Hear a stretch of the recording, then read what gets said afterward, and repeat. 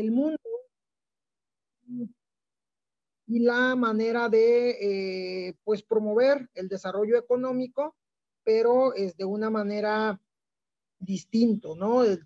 Donde actualmente el turismo rural ha cobrado mucha fuerza, el turismo de trekking, el turismo de servicios ecosistémicos, etcétera, etcétera. Eso es solo un ejemplo de temas que están viendo los estudiantes de biomedicina ambiental. Obviamente, durante este curso, pues han tenido participaciones de gente muy reconocida. Por ejemplo, estuvo en la primera sesión el doctor Alejandro Escobar, una persona muy respetada en el tema de vacunas, que está adscrito al INDRE. Hemos hablado de los efectos de los plaguicidas en la salud. Hemos hablado de la contaminación del aire, de la contaminación de la atmósfera, en fin, de distintos temas que tienen que ver con la salud del ecosistema y con una visión más ecocéntrica y menos antropocéntrica.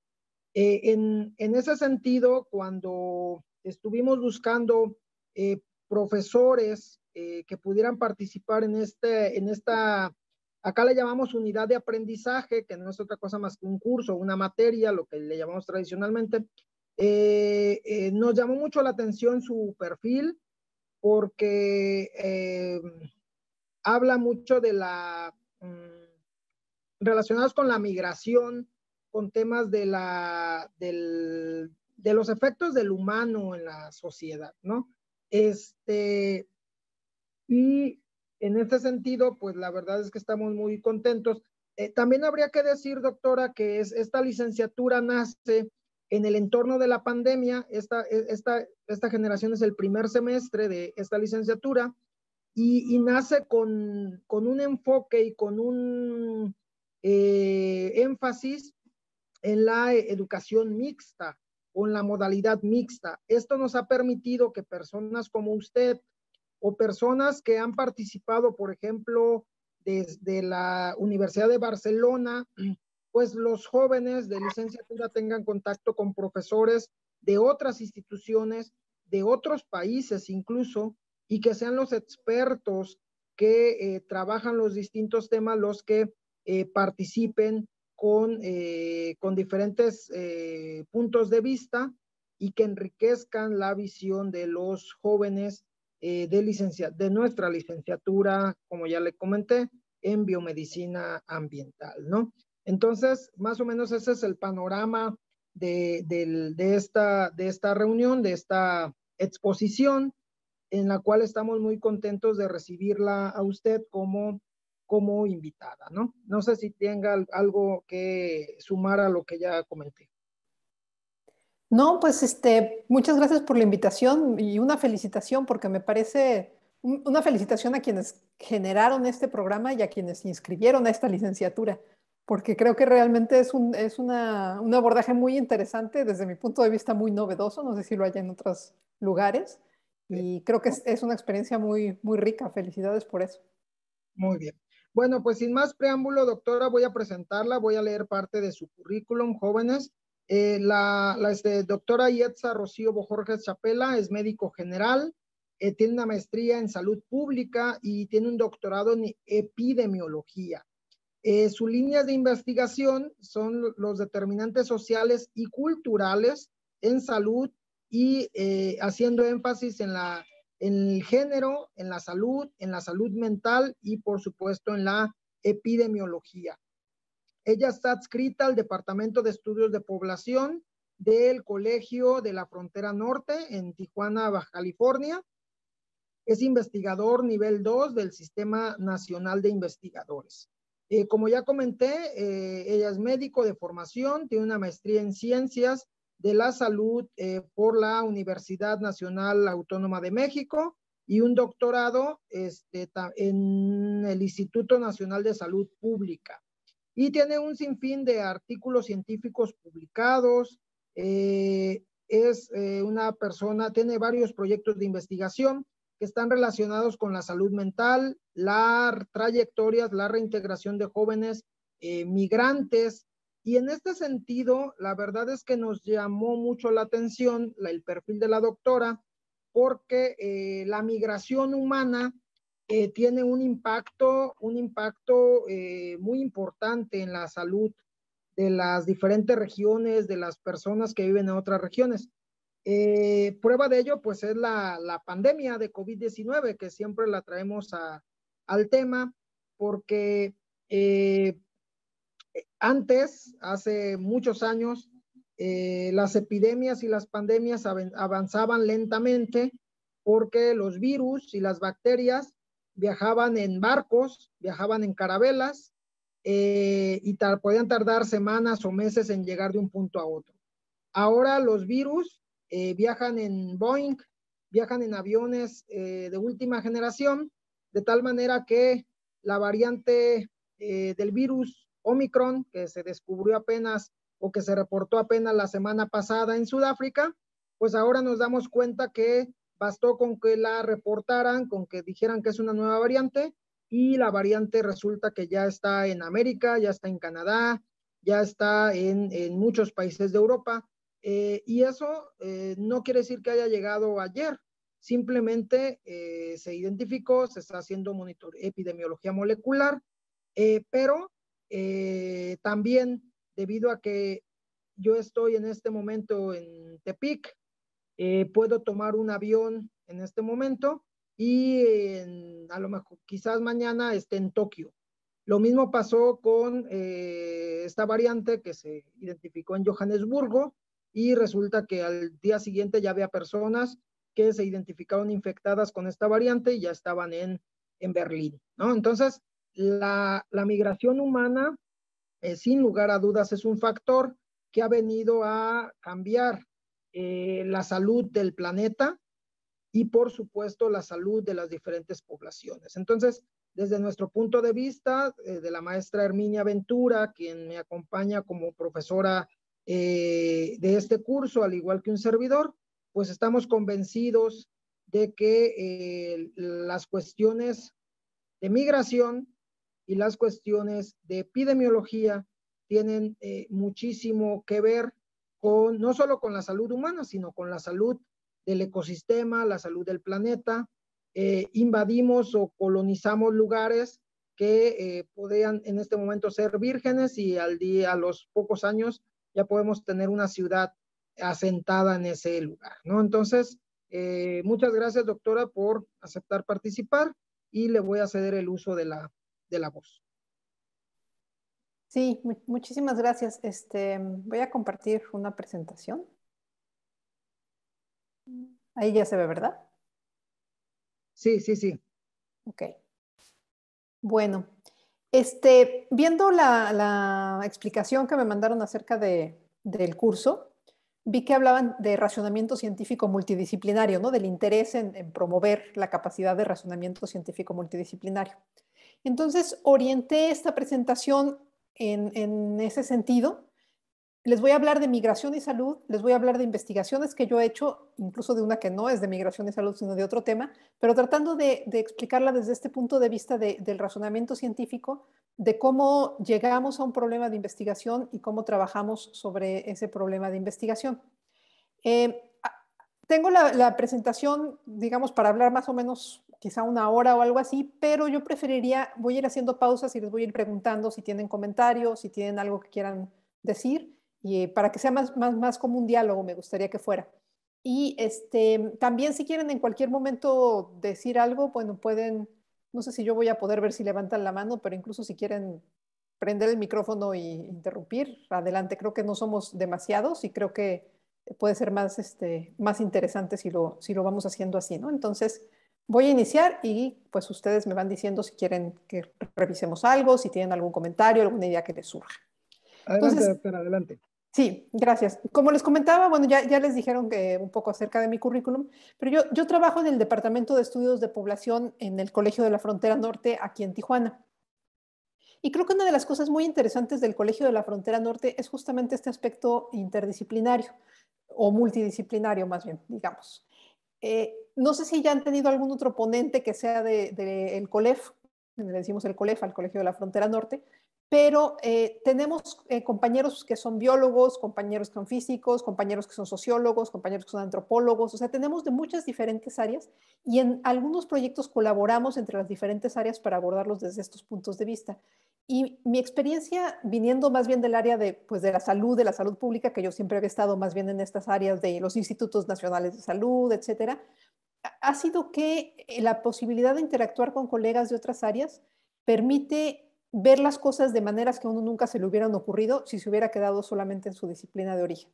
Entonces yo por eso les decía que felicito mucho este programa y los felicito a ustedes por haberse inscrito en él, porque creo que es mucho más rico cuando nos llegan ideas de muchos sitios diferentes que nos cuestionan los principios que a veces tenemos al interior de cada una de nuestras disciplinas, ¿no? Entonces, voy a hacer mi presentación con estos 4 grandes temas. Primero, les voy a hablar, como les decía, de estas experiencias en el planteamiento de problemas de investigación y les voy a poner unos ejemplos de investigaciones que yo he hecho. Luego, cómo eso se relaciona con el razonamiento científico causal. Luego voy a entrar ya directa, bueno, más a profundidad en el tema de la migración en México y de la migración y salud en este contexto del razonamiento causal. Entonces, quiero empezar con esto. En ciencias de la salud, digamos, porque es mi área y ahí me puedo enfocar y esa es mi experiencia, casi siempre tenemos 3 tipos de preguntas y más o menos van en ese orden, ¿no? La primera es que descubrimos o describimos alguna situación, una situación que le estoy ahí simbolizando con la letra Y. Después nos preguntamos cuál es la causa de Y. Y después nos preguntamos entonces cómo prevenir Y o cómo curar Y, y entonces vemos qué acciones o qué intervenciones podemos hacer en ese sentido. Y, por ejemplo, podría ser el COVID, ¿no? Entonces, hay un momento en el que descubrimos o describimos, alguien describe que está habiendo un exceso de casos de una neumonía atípica, que es atípica porque está enfermando a la gente, a gente que parecía sana, se está enfermando más de lo que sería normal con una neumonía viral tradicional de las de cualquier temporada, está habiendo demasiadas defunciones, entonces ahí está pasando algo raro con esa neumonía, ¿no? El siguiente paso es, ¿cuál es la causa de Y? Preguntarse cuál es la causa. Y en las enfermedades infecciosas es más o menos sencillo esto, porque bueno, de lo que se trata es de descubrir el agente patógeno, ¿no? Y entonces, rápidamente se descubre que hay un tipo nuevo de coronavirus y que es el SARS-CoV-2 y que ese es el que está causando este tipo de casos de neumonía. Y el siguiente paso entonces es decir, ¿y ahora qué hacemos al respecto? Cuando ya es una enfermedad, pues lo que queremos es prevenirla o curarla. Entonces se empiezan a desarrollar vacunas, se empiezan a desarrollar medicamentos antivirales que puedan pues, atacar directamente al agente patógeno o otros medicamentos, otras terapias que puedan ayudar a que los casos no sean tan graves, etcétera, etcétera, ¿no? Pero en general, así es como vamos haciendo los desarrollos en esta área de las ciencias de la salud y también en otras áreas. Y todo parte de una definición o de observar fenómenos que quizá antes no se habían observado o que se habían observado, pero se habían observado de una manera diferente y preguntarnos cuál es la causa de ese fenómeno y qué podemos hacer al respecto, porque también en el área en la que yo estoy, pues somos muy aplicados en ese sentido, ¿no? Nos interesa, aplicados no de bien portados, sino ganas de aplicar lo que sabemos para que sirva pues para evitar la enfermedad, para prevenir la enfermedad, para mantener la salud o como podamos o queramos llamarle en cada momento. Entonces, si pensamos, por ejemplo, en migración y salud, podríamos pensar que la migración es la causa y algún problema de salud es el efecto, pero también podríamos pensar que el fenómeno que estamos viendo, la Y, es la migración, el efecto, y cuál es la causa. Y esto yo no lo había pensado antes de, hoy en la mañana, cuando preparé esta presentación, no lo había pensado, pero ahora, con lo que decía el doctor, me puse a pensar en cómo, al menos en mi área, el tema, por ejemplo, de los desastres naturales relacionados con el cambio climático, se piensa más como una causa de la migración. Entonces, como una cuestión que hace que la gente se mueva y luego entonces al moverse la gente se ve expuesta a diferentes problemas de salud. Pero también se puede pensar como un efecto. Entonces, a veces podemos invertir las relaciones en este sentido. Pero finalmente siempre vamos a estar pensando en causas y efectos, ¿no? Entonces, ¿Cómo hacemos cuando estamos pensando así? Bueno, si ustedes ya han llevado alguna clase sobre metodología o sobre método científico, habrán visto alguna versión de este esquema, donde nosotros podemos partir de una observación y a partir de ahí hacer una teoría, generar una teoría de qué es lo que está pasando. Yo observo unas neumonías y entonces digo, bueno, yo pienso que estas neumonías se parecen a otras neumonías que hemos observado en otros momentos en los que hay otros tipos de virus respiratorios. Entonces, mi primera teoría o mi primera hipótesis va a ser que esto es un virus, hago las pruebas de laboratorio necesarias y efectivamente descubro que hay un virus ahí, ¿no? Pero también podría yo partir más bien de una teoría y a partir de eso tratar de verificar esa teoría mediante la observación. Y entonces decir, bueno, yo sé que los virus respiratorios causan neumonía, voy a ver si eso sucede también, no sé, en una condición diferente de temperatura, en un grupo diferente de personas. Se pueden hacer diferentes temas según lo que le interese a cada quien. Entonces podemos estar yendo ya sea de la teoría hacia la observación o de la observación a la teoría, pero este es un ciclo que se repite y nos va llevando pues a los descubrimientos científicos cada vez más avanzados y que cada vez nos permiten comprender mejor cómo funciona el mundo, cómo funcionan las causas y los efectos y por lo tanto poder intervenir y mejorar la salud, ¿no? Y otros aspectos de la vida de las personas.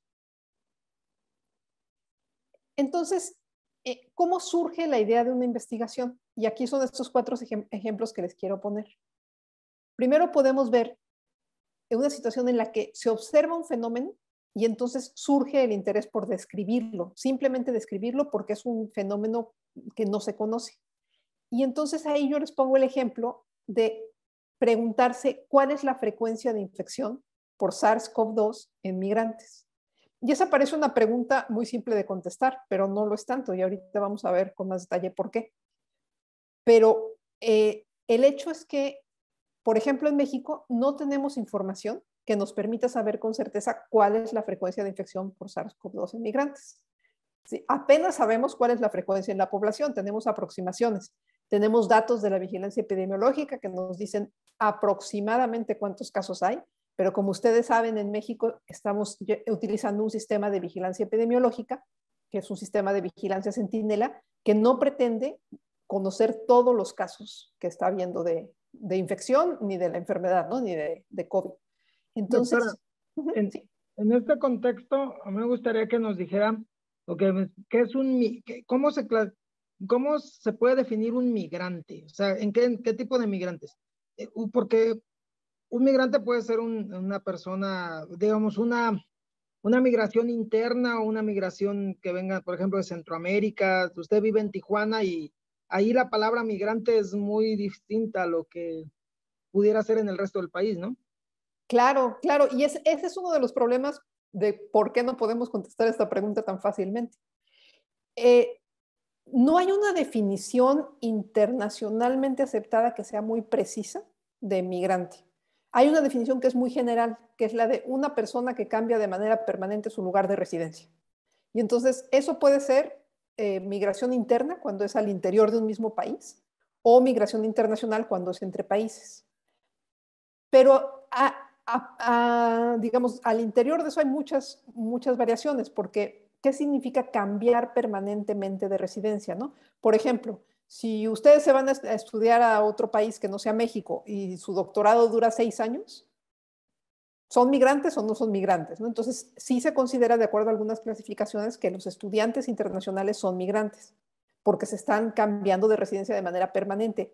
¿Qué tan permanente es permanente? Si ustedes hacen un curso de verano en Estados Unidos, son migrantes, generalmente no se considera, pero no hay un tiempo especificado para decir quién es migrante. Y luego, la otra cuestión es que, y ahí está lo interesante del caso de México y de la frecuencia de la infección por SARS-CoV-2, podemos pensar en inmigrantes, personas que son originarias de otros países, vivían en otros países y llegan a vivir a México, pero también podemos pensar en migrantes en tránsito, que son personas de otros países que llegan a México, pero no porque se quieran quedar en México, sino porque quieren cruzar y llegar a Estados Unidos, ¿no? Eso es un grupo que últimamente ha sido muy visible con este tema de las caravanas y demás. Entonces, ese grupo también se pueden considerar migrantes, pero no son inmigrantes porque no se están queriendo quedar a vivir en México.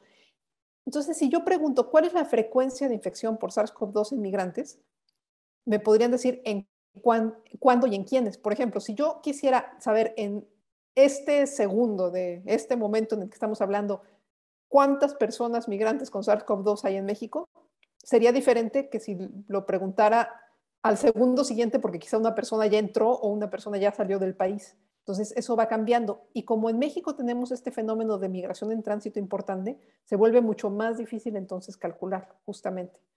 Y luego, la otra cosa es cómo usamos coloquialmente la palabra migrante. Y tal como decía, en diferentes lugares, incluso de México, cuando decimos migrantes, la gente piensa en cosas diferentes. Por ejemplo, por mucho tiempo en México, cuando decíamos migrantes, todos pensábamos en mexicanos que se iban a Estados Unidos o que habían ido a Estados Unidos y venían de regreso. Esos eran los migrantes en los que pensábamos todos. Más recientemente, y en parte gracias a los medios de comunicación, cuando decimos migrantes, muchos de nosotros pensamos en centroamericanos, haitianos y personas de otras nacionalidades que llegan a México generalmente por el sur de México y que están cruzando por México principalmente porque quieren llegar a Estados Unidos, ¿no? De alguna manera, para pedir refugio, solicitando asilo, desplazados por muchas razones, pero el caso es que están en tránsito por México. Pero ya para mucha gente decir migrante significa eso. En Tijuana, y es un caso muy interesante, hay una zona que está cerca de la frontera, que es una zona en la canalización de un río, donde vive mucha población en situación de calle, muchos de ellos usuarios de drogas y algunos de ellos migrantes. Pero para mucha gente en Tijuana, por mucho tiempo, cuando se decía migrantes, pensaban en esa población. No pensaban en otro tipo de migrantes, no pensaban en personas en situación de calle, muchos de ellos usuarios de drogas que vivían en la canalización del río Tijuana. Entonces sí, efectivamente, no es tan fácil decir a qué nos referimos, o más bien, si vamos a hacer una investigación sobre migrantes, lo primero que hay que hacer es decir a qué migrantes nos referimos, ¿no? Entonces, es muy, muy buena pregunta. Entonces, si yo me pregunto cuál es la frecuencia de infección por SARS-CoV-2 en migrantes, lo que habría que saber es, bueno, ¿y a quiénes me refiero por migrantes? Y lo voy a decir un poquito más adelante, en particular en esta investigación a quienes nos estábamos refiriendo, pero solo quería resaltar eso, ¿no? Que aquí de lo que se trata es de describir simplemente una frecuencia de infección, que podría parecer una pregunta muy, muy boba, pero la verdad es que no hay esa información y por lo tanto es una pregunta de investigación interesante. También puede pasar que se observe un fenómeno y surja una pregunta acerca de las causas de ese fenómeno. Y entonces mi ejemplo que les voy a poner con más detalle es, ¿y por qué hay tantos hombres con síntomas depresivos en esta base de datos? Yo me encuentro una base de datos y me encuentro que en esa base hay muchos de los hombres que aparecen en esa base de datos tienen síntomas depresivos. Yo digo, bueno, ¿qué pasa? Normalmente son las mujeres las que tienen síntomas depresivos, ¿no? Entonces me pregunto por la causa de ese fenómeno. También puede suceder que sepamos que hay una relación y queremos saber si esa relación también existe en otro contexto. Y ese es el ejemplo que les digo que no tiene que ver con migración, que es si los espacios públicos favorecen la práctica de actividad física en ciudades del norte de México. Es una relación que se conoce en muchos lugares, pero que en México no sabemos si también está vigente. Y luego tenemos una pregunta en la que conocemos un caso y podemos estar buscando una teoría que nos permita explicar ese caso. Entonces, yo puedo decir, estoy viendo una diferencia en las políticas en salud y migración de dos países y me pregunto qué teoría que exista podría explicar eso y entonces encuentro una teoría y trato de explicar esa situación a partir de esa teoría. Y ese es un tipo de investigación que se hace más generalmente en las ciencias sociales y menos en el área de las ciencias de la salud, pero que también pues, es una manera de aproximarse a estos temas. Entonces, ahora sí, profundizando en el primero, ¿no? ¿Cuál es la frecuencia de infección por SARS-CoV-2 en migrantes? ¿Qué es lo que pasa? Que en otros países se sabe que la incidencia en inmigrantes es mayor que en la población local. Y eso se hace o se conoce en países, sobre todo países de alto ingreso, Estados Unidos, Canadá, los países de Europa, donde tienen estadísticas en salud que muchas veces sí diferencian o tienen el dato de si la persona que está buscando atención en un hospital o en un centro de salud es por lo menos nacida en el país o nacida en otro país, que puede ser una definición de migrante. Puedes decir, bueno, le voy a llamar inmigrante a todo aquel que nació en otro país y ahora está viviendo aquí, ¿no? Entonces pueden hacer estas diferencias de estadísticas según la condición de migración. Algunos tienen estadísticas más complejas, como por ejemplo preguntarle a las personas por su nacionalidad o preguntarles por la nacionalidad de sus padres, también para poder construir si son migrantes de primera generación o de segunda generación. Pero en general lo que han encontrado es que sí hay mayor incidencia entre los inmigrantes que entre la población local. O sea, este es un grupo aparentemente de riesgo. Pero es muy importante darse cuenta aquí que eso no significa que los inmigrantes trajeron el SARS-CoV-2 a esos países, sino que son personas que ya estaban viviendo ahí y que al llegar el virus a ese país se han contagiado más que las personas que no son migrantes. Y la explicación de eso en general es que las personas inmigrantes en la mayor parte de los países tienen peores condiciones de vida que las personas no inmigrantes, que las personas locales. Entonces, generalmente son personas que viven, por ejemplo, en sitios con mayor hacinamiento, que no pudieron dejar de trabajar, o sea, quedarse trabajando en su casa, como hemos hecho muchos de nosotros, sino que tuvieron que seguir yendo a sus lugares de trabajo, que se movilizaron en transporte público y otras condiciones, quizá no tienen el mismo acceso a cuestiones de higiene, por ejemplo, y todo eso facilita la infección, ¿no? Entonces, eso ya se sabe en otros países para el tema de los inmigrantes. Se asumen, por otra parte, para el caso de los migrantes en tránsito, se asume o se puede asumir que por sus condiciones de vida tienen todavía mayor riesgo de contagio, ¿no? Estamos hablando de personas que ni siquiera tienen un domicilio fijo, por ejemplo, sino que se están moviendo entre diferentes lugares. Y bueno, no tenemos datos acerca de esta frecuencia de esta infección en el caso de México. Entonces, ¿qué hacemos? Bueno, queremos saber esa frecuencia y cuál es la población que nos interesa. Pues nos interesa, bueno, a mí en este caso de esta investigación me interesaba saber cuál era la frecuencia de infección en el grupo de migrantes, que son estos migrantes que les vamos a llamar, podemos llamar migrantes en tránsito, que están en México, y me aproximo a eso haciendo una encuesta en albergues para personas migrantes en Tijuana. No son todos los de México, obviamente, es simplemente ver en este tipo de población cómo es la frecuencia, ¿no? Entonces hicimos una investigación donde les tomamos muestras para hacer análisis serológico, para detectar anticuerpos contra SARS-CoV-2 y también hisopado nasal para ver la infección actual, pues, ¿no? Activa por SARS-CoV-2. Y además un cuestionario para estar explorando cuáles eran los factores asociados a esta infección. Entonces sí, efectivamente, volviendo a la pregunta de quién es un migrante, esta investigación es una investigación acerca de migrantes que son personas que están en tránsito, que están en México porque su intención es llegar a Estados Unidos y que están viviendo en estos albergues que están en Tijuana, como hay en otras ciudades del país, sobre todo en las fronteras, pero también en otros lugares, donde las personas se quedan por periodos de tiempo que antes eran cortos, antes eran incluso una semana, a veces en algunos lugares ni siquiera les dejan estar más de ese tiempo, y continuaban su camino, y que en cambio, más recientemente, con cambios en políticas migratorias que ha habido, y con bueno, el COVID obviamente que cerró más las fronteras o hizo más difícil todavía el cruce de fronteras, pues se han estado quedando más tiempo en estos albergues, incluso algunos ya llevan o llevaban al momento de la encuesta 6 meses o entre 6 meses y un año, que pues ya se empieza a parecer un poco más a la definición de migrante que de migrante en tránsito, pero eso es todavía, pues puede ser un tema interesante de discusión, ¿no? Ese es el primero. Entonces, esta fue esta investigación. Estuvimos haciendo la encuesta de los albergues.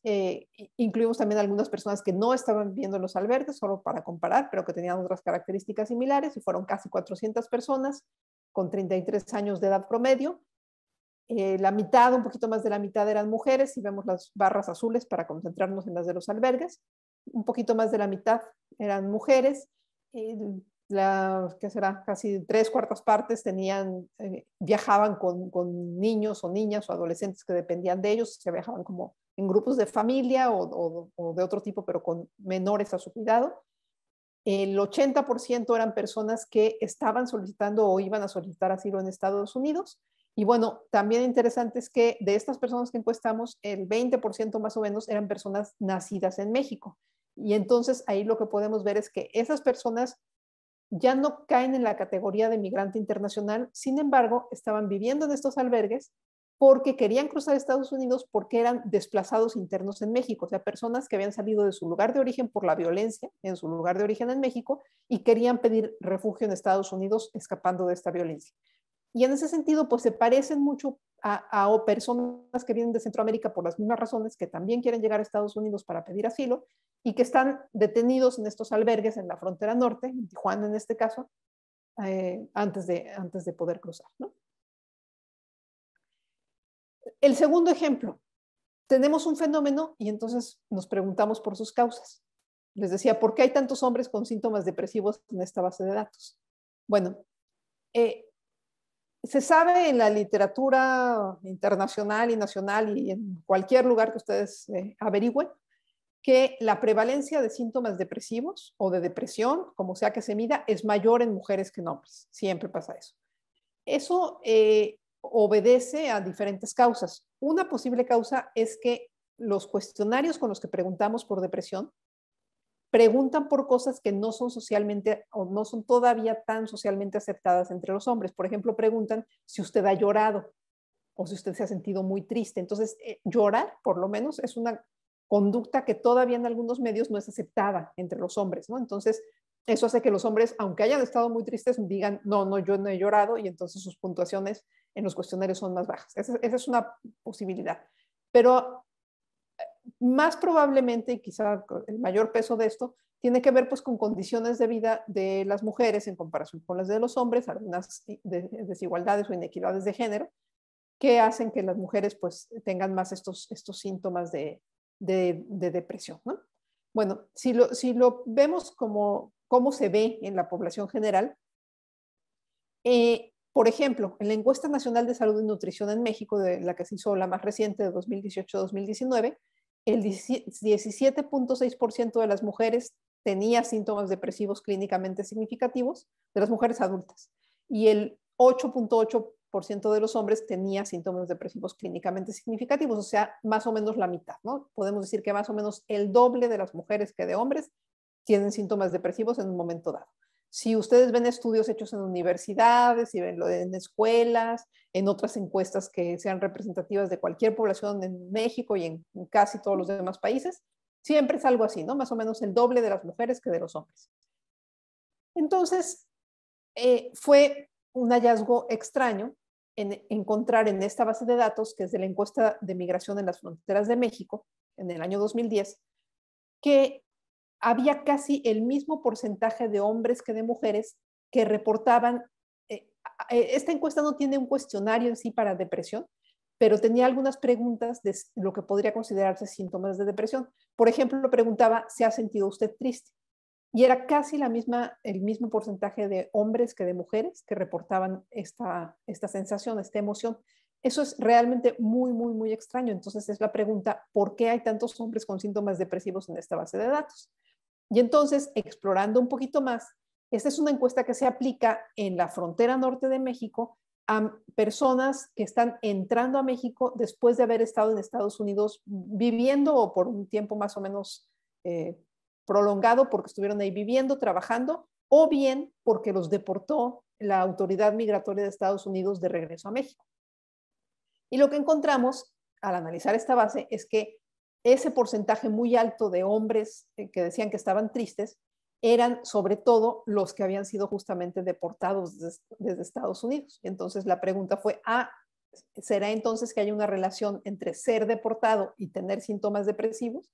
Bueno, pues ahí teóricamente esto tiene sentido porque cualquier evento estresante, cualquier pérdida, cualquiera de estas situaciones puede causar síntomas emocionales, entre ellos los síntomas depresivos.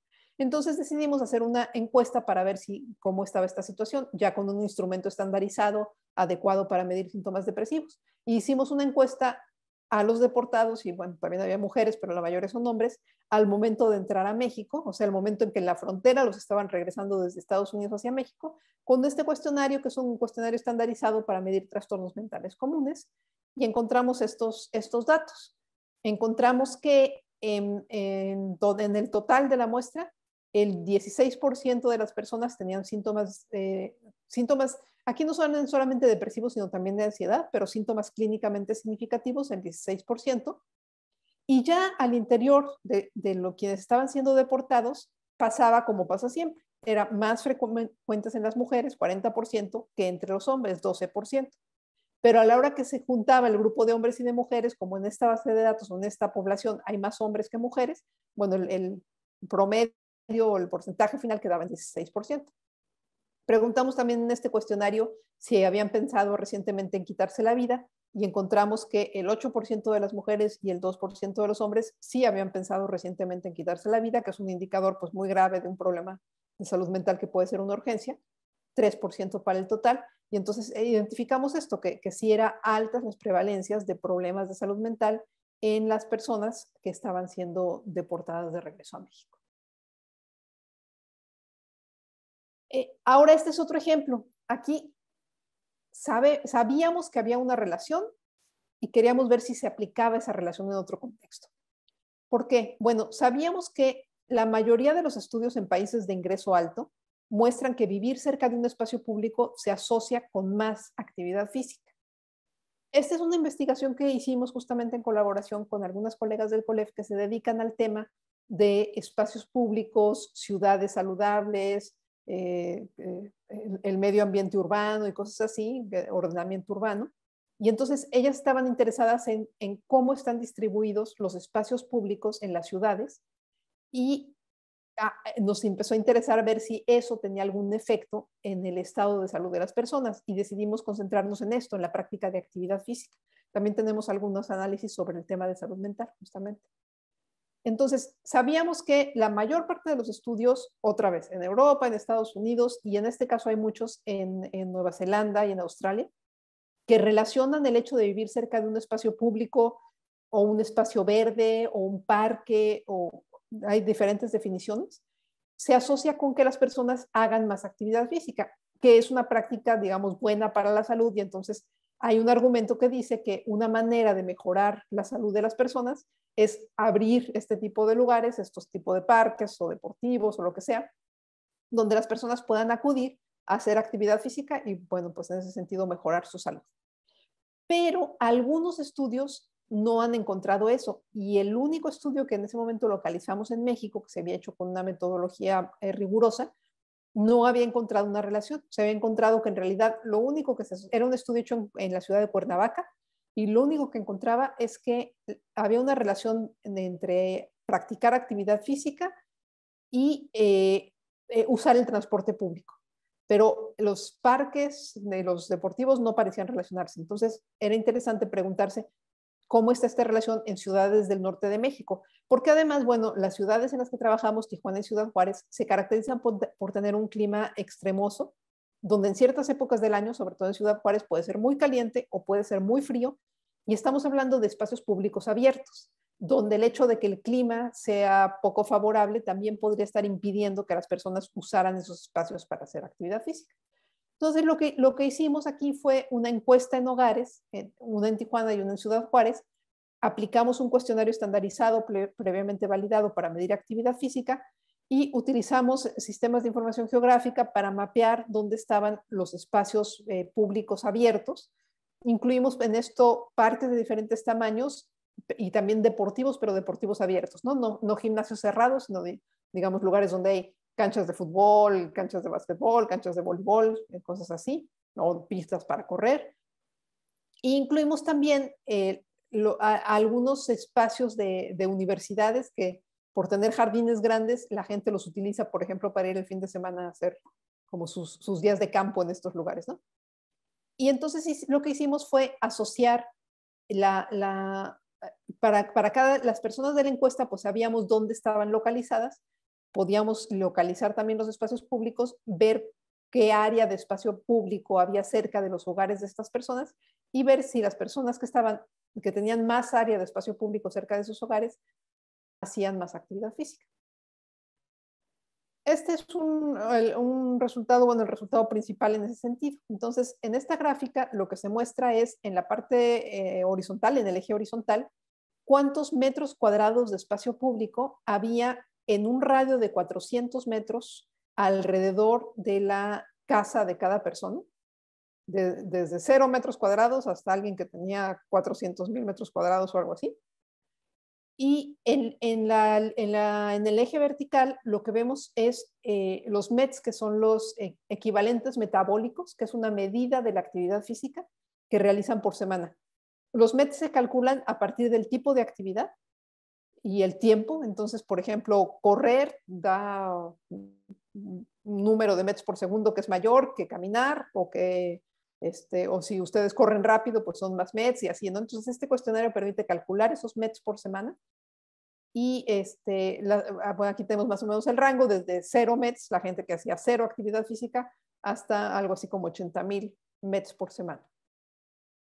Y lo que vemos en esta gráfica, los puntitos pues representan a cada una de las personas en la encuesta, algunos puntos representan a más de una persona si tenían el mismo valor.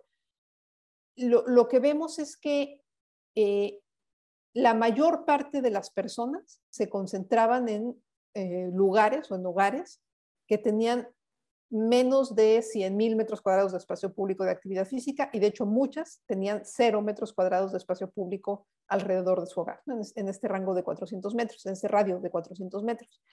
El radio de 400 metros es importante porque es lo que se considera lo máximo que podría caminar cualquier persona para ir a hacer actividad física. Entonces, incluso un adulto mayor que esté en condiciones más o menos buenas podría caminar 400 metros para llegar a un parque.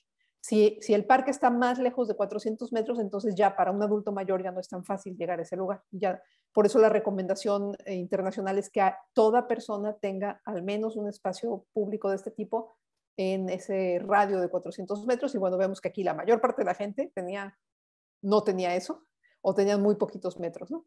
Además, la mayor parte de la gente hacía poca actividad física. Pero lo más interesante que vemos es que no había la relación esperada, sino la inversa. O sea, parecería que quienes tenían más metros cuadrados de espacio público, quienes están hasta la derecha en el eje horizontal, eran quienes hacían menos METs semana de actividad física. Y si quieren, luego les voy a explicar por qué sucedió eso.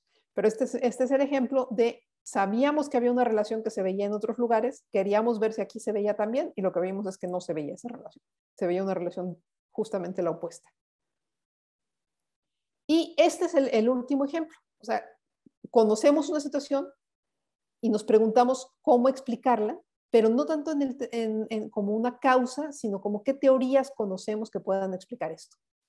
Entonces, ¿qué es lo que vimos? Bueno, que en 2018, y digo ese año porque ese fue el año en el que lo hicimos, hicimos un estudio comparando políticas de salud y migración de Colombia y México, y vimos que eran muy diferentes. En Colombia, las políticas de salud y migración estaban orientadas a los inmigrantes venezolanos, y eso pasaba, bueno, ahorita en la teoría que nosotros teníamos eso pasaba porque estaban teniendo una oleada de inmigrantes venezolanos, ¿no? Entonces, respondieron a esa oleada y se enfocaron en facilitar el acceso a los servicios de salud, haciendo que las personas se aseguraran o se afiliaran a un sistema de seguro médico para que pudieran estar cubiertas en servicios de salud a largo plazo.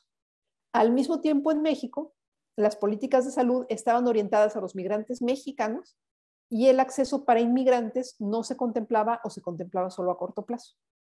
Y entonces nosotros vimos que había unos autores, Vázquez et al., que habían propuesto que las políticas de salud de los países dependen de la tradición migratoria de esos países. Y entonces lo que dijimos fue, lo que está pasando es que en México, como decíamos hace rato, como por mucho tiempo cuando decíamos migrante pensábamos en mexicanos migrando a Estados Unidos, pues las políticas de salud están orientadas a eso, en cómo cuidar la salud de los migrantes mexicanos en Estados Unidos o cuando regresan a México. En cambio, en Colombia, como cuando decían migrantes pensaban en los venezolanos, pues a esa población es a la que habían orientado pues, las políticas de salud. Entonces hicimos este análisis comparado de documentos de política pública y analizamos esta situación. Lo que encontramos, que está publicado en ese artículo, es que efectivamente la tradición migratoria y la idea o el discurso acerca de quiénes son los migrantes, además de las relaciones políticas nacionales e internacionales y las políticas de migración, eran lo que definía estas diferencias en las respuestas del sistema de salud hacia los migrantes. Bueno, entonces hasta aquí lo que les he estado tratando de ejemplificar es cómo para hacer un razonamiento científico en el área de ciencias de la salud tenemos interés en ya sea describir un fenómeno Y, que generalmente es un fenómeno que es un problema de salud, explicar cuál es la causa de Y, o sea, esa X, y después decir cómo podemos entonces prevenir Y.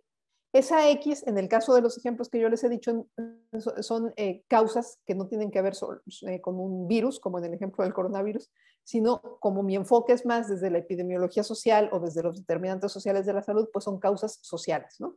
Pero también podríamos hablar de causas biológicas o de causas genéticas o de causas climatológicas o ecológicas o de cualquier tipo de causas.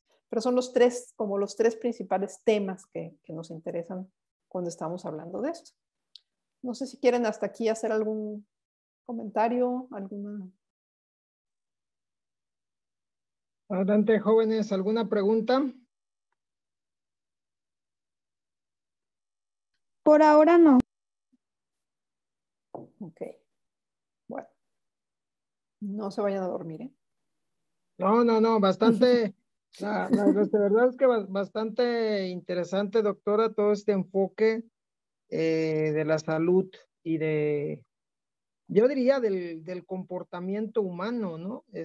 Muchas veces los que nos dedicamos a las áreas, digamos, más biológicas, cometemos el error, porque yo estoy convencido que es un error pensar que hacer investigación en el área social, a veces cometemos el error de decir que es más fácil, pero la verdad es que yo estoy convencido que es un problemón hacer buena investigación en el área de ciencias sociales, porque cuando haces investigación biológica o investigación con animales, tienes un bioterio, tienes tus ratones, los controlas, los pones donde tú quieres, les das de comer lo que tú quieres, les dices que se muevan y se mueven hacia donde tú quieres, pero los humanos no.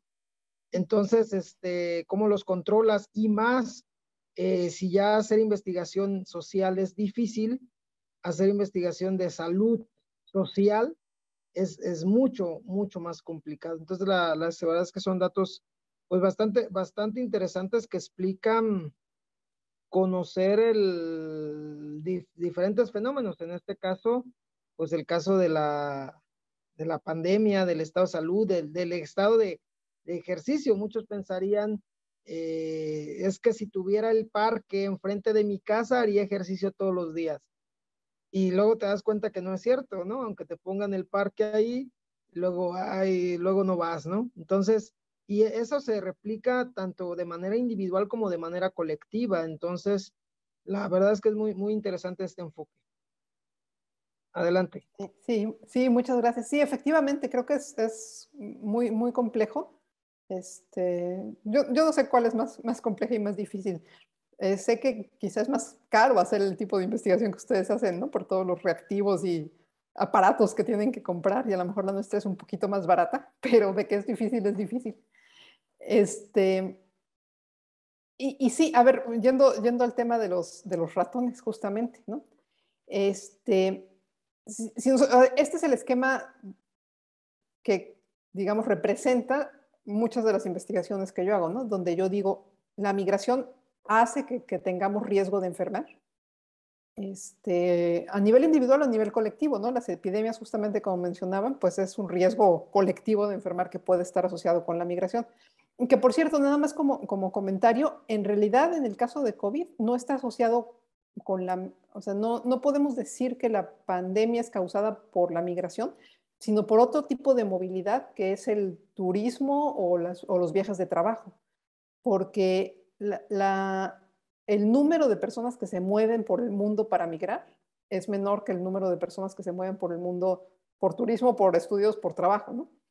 Y la rapidez con la que se mueven también es diferente. Por ejemplo, ahora que surgió esta nueva variante Omicron, empezaron a decir que había riesgo de que llegara a México por los migrantes que están entrando por Chiapas, ¿no? Por el sur, y que algunos vienen de África. Y eso en realidad no es posible, no es muy factible, porque la mayor parte de las personas que vienen de África, que entran por Chiapas, llegan a Chiapas después de haber cruzado todo Sudamérica. Entonces ya llevan semanas, si no es que meses, caminando por el continente americano. Entonces, si Omicron surgió hace 3 semanas en Sudáfrica o en cualquier parte de África, estas personas ya tienen más de 3 semanas que salieron de África, o sea que no son quienes van a traer la variante. En cambio, ya está Omicron en Europa, ya está en Canadá, ya está en Estados Unidos. Hay muchísimas más personas que vienen, que entran por aire, por ejemplo, turistas por trabajo o incluso mexicanos que viven allá y que vienen a visitar a sus familias o lo que sea. Es mucho más probable que sean estas personas las que traen la variante Omicron, ¿no? Pero al final, el punto es, cuando es pandemia está distribuido por todos lados y hay que tener cuidado de no, digamos, como echarle la culpa a una población en particular, ¿no? Pero bueno, lo que quería decir, y tenía que ver con los ratones, es que con los ratones se pueden hacer experimentos y con las personas es más difícil hacer experimentos, ¿no? Y nosotros cuando queremos saber si la migración es la causa del riesgo de enfermar, estamos hablando de un tema de causalidad. Y la causalidad es algo que los seres humanos tenemos inscrito ahora sí que en el código genético o en el funcionamiento cerebral. Es uno de los temas que más nos interesa y que todo el tiempo estamos manejando de una manera cotidiana, ¿no? Yo tengo ahí esa frase porque fue algo que me pasó, que bueno, aquí en la casa de ustedes teníamos que pintar un baño, contratamos a un pintor, lo dejó muy mal, y entonces yo dije, es que era muy jovencito. Implícitamente estoy diciendo, ahí hay una causalidad, ¿no? Ser joven es una causa de pintar mal los baños, que además de ser un estereotipo que no está muy bien, lo que muestra es que siempre estamos pensando en términos de causalidad. Si yo digo, el objetivo de esta investigación es documentar cómo la experiencia de violencia que sufren las mujeres migrantes se expresa en problemas psicológicos, también estoy diciendo un tema de causalidad, o sea, estoy diciendo, la experiencia de violencia causa problemas psicológicos. Entonces, siempre estamos tratando de llegar a esta conclusión. Lo interesante del método científico es que nos da herramientas para hacerla de la mejor manera posible. No decir cosas como los jovencitos pintan mal, sino realmente tratar de analizar sistemáticamente y con una buena metodología para de veras poder llegar a una conclusión, ¿no?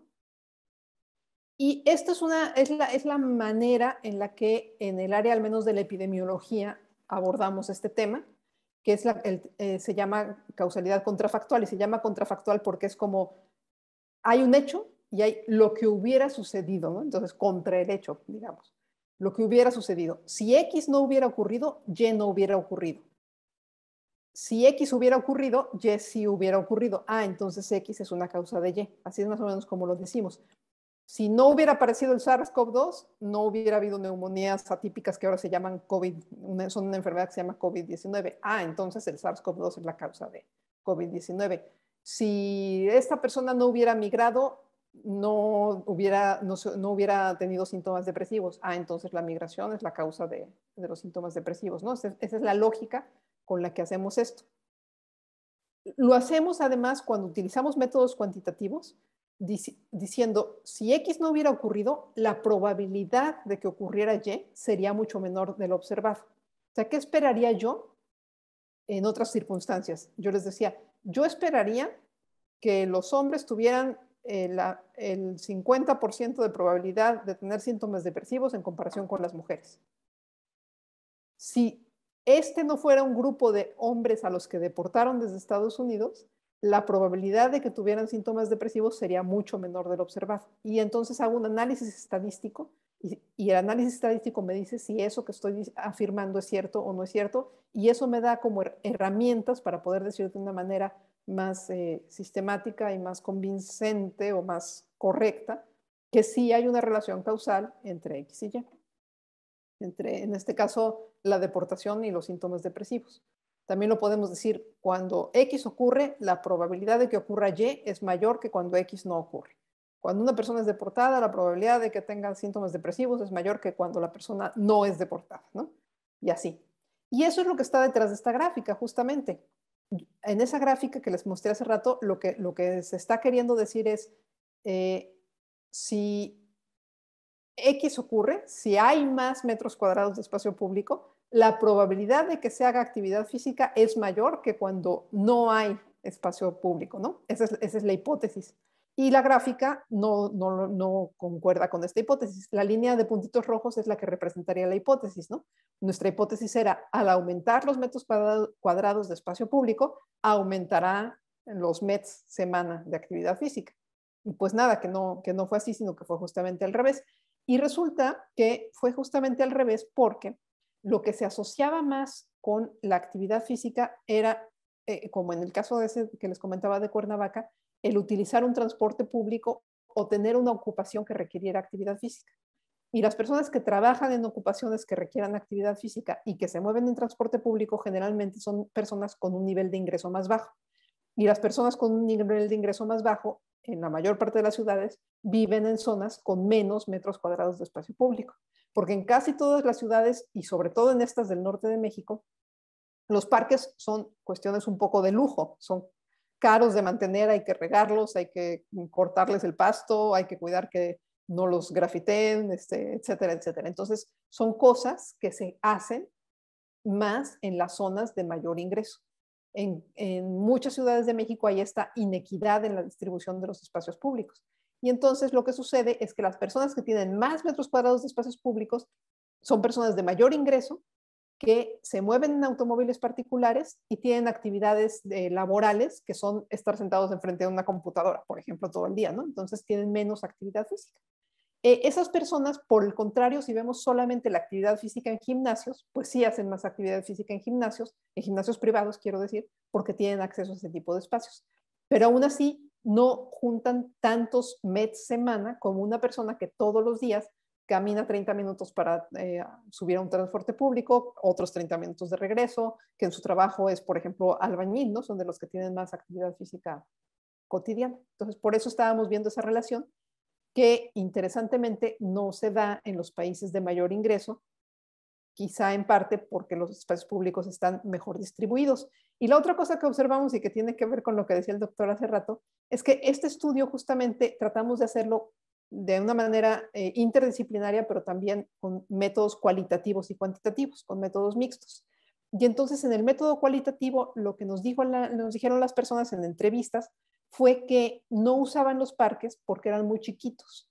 Entonces decían, es que yo en ese parque voy a correr y me siento como ratón en jaula o en estos juguetes que les ponen en las jaulas a los ratones para que corran. Siento que doy vueltas y vueltas y vueltas alrededor de un espacio muy chiquito, entonces me aburro, me desespero. Yo prefiero irme a hacer ejercicio y bueno, estando cerca de la frontera, quien tenía esa posibilidad decía, yo mejor me voy a hacer ejercicio a los parques del otro lado, los parques en Estados Unidos, que son más grandes, que sí tienen espacios para correr o para andar en bicicleta, y en estos aquí no, yo no quiero estar.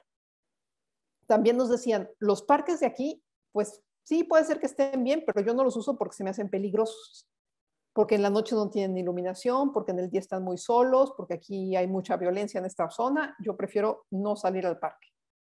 Y la otra era, como les decía hace rato, yo uso el parque, pero lo uso solamente en la primavera y el otoño, porque en el resto del año, durante 6, 7 meses del año, yo no lo puedo usar porque hace o demasiado frío o demasiado calor. El sol me pega muy fuerte, etc. Entonces, la gente que hacía actividad física recreativa, así de hacer ejercicio, no lo hacía en los parques, lo hacía o en sus casas porque tenían una caminadora o porque se habían comprado su cuerda para saltar o sus pesitas para hacer ejercicio, o se iban a un gimnasio o se iban a otro lugar. Entonces, realmente no, los parques de cerca de las casas no servían, al menos como incentivo para la actividad física, ¿no? Bueno, ahora sí voy a entrar al tema de la migración. Esta es una imagen para hablar un poco de cómo es la situación de migración en México, y eso tiene que ver con el tema, la pregunta de ¿y quiénes son los migrantes? ¿No? ¿A qué le llamamos migración? En México tenemos diferentes tipos de movilidades. A algunas se les puede llamar migrantes, a otras se les puede llamar desplazados internos. Hay diferentes términos técnicos que se podrían utilizar. Entonces, tenemos primero quizá el número mayor, que son migrantes económico-laborales, o sea, personas que cambian de país de residencia en busca de mejor ingreso. La mayor parte de esas personas en México son mexicanos, justamente, mexicanos saliendo, ¿no? O sea, son emigrantes, mexicanos que se van a Estados Unidos, o migrantes de retorno que vivieron en Estados Unidos un tiempo o quizá toda su vida y que regresan a México a vivir por un tiempo o para ya quedarse en México. O también tenemos los que pueden ser los hijos que se fueron con los papás y que siendo ya un poquito más grandes regresan, etcétera, ¿no? Entonces, este circuito migratorio entre México y Estados Unidos de migración con motivos básicamente económicos y de trabajo, Es el más numeroso en México y además es el segundo más numeroso a nivel mundial. El único movimiento más grande a nivel mundial está en la India y es de la India hacia Estados Unidos y de regreso, pero el de México es el segundo más grande, son cientos de miles de personas cada año y son millones de personas en total, ¿no? Y así se acumulan las de los últimos años. Tenemos también movimientos que tienen que ver con la reunificación familiar y movimientos que tienen que ver con desplazamientos forzados, ya sea por conflicto armado, por violencia delictiva o por cambio climático.